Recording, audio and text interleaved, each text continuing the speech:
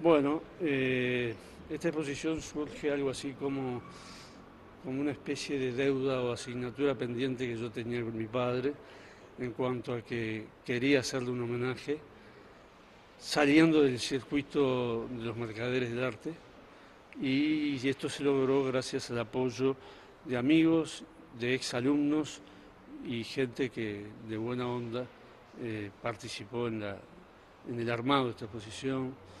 Este, Mi padre, Miguel Ángel Pareja, fue director de la Escuela de Bellas Artes, fue uno de los pioneros del plan de estudio de la reforma, del plan de estudio de la escuela, y fue director de la misma durante dos periodos. Toda la década del 60 fue director hasta la intervención por la dictadura. Este, Durante ese lapso él no pintó, no quería de que la escuela se transformase en una academia, estaba planteándose que el estudiante tenía que ser libre y armar su propia este, definición estética y no estar sometido a reglas fijas. Planteaba también que en una postura muy libertaria, crear la enseñanza-aprendizaje en donde el estudiante investigaba junto con el docente para llegar a la producción del objeto, ¿no? Él tuvo fundamentalmente dos etapas. Una etapa figurativa donde se ve mucho la influencia fundamentalmente de Laborde, de Rosé y de Barradas, ¿no? Y una segunda etapa más abstracta, pero una abstracción sin perder la calidez y la humanidad de la obra, ¿no?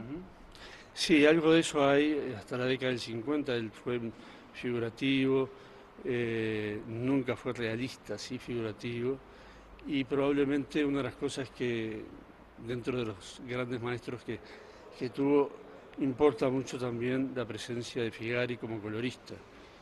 Mi padre, si hay algo que lo caracteriza, es justamente el color, el color.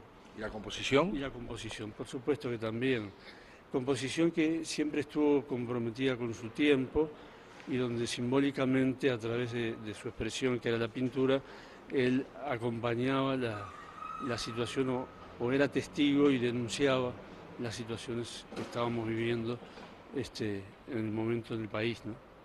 Él tuvo un pasaje por Europa y ahí empezó a conocer un poco las pinturas de vanguardia que había en Europa. Y Sí, eso lo influyó un poco a su venida al Uruguay, ¿no? cierto. Él estuvo muy cerca de Fernand Léger. Léger fue un gran pintor francés que le encargó a papá que hiciese dos mosaicos con cartones de Léger, pero la realización fue de mi padre y un equipo de mosaístas en el Hospital Memorial de Saint-Lô y en el Gas de Francia. Allí fue donde él dominó la técnica que después trajo para constituir acá en la Escuela de Bellas Artes la cátedra de mosaico, mosaico bizantino. Tuvo Eh, que adecuar un poco la técnica a la realidad nuestra, donde no había determinados materiales y se adaptó al material que ofrecía el Uruguay. Tanto en la pintura figurativa como en la abstracción, la temática siempre gira en torno al campo, a la tradición. Sí, más que la tradición, a reconocer como parte de las raíces del ser uruguayo. Como decía un alumno de él, Peciar, en una conferencia de prensa días pasados, Pareja es el pintor del alma uruguaya. Y creo que sí, que se rescataba al gaucho como el hombre de campo que ayudó a construir este país, ¿no?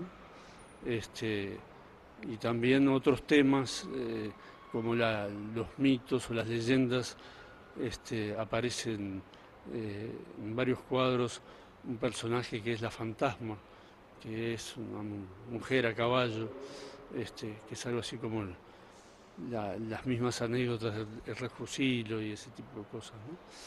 Sí. ¿Qué pasos se van a dar después de esta exposición?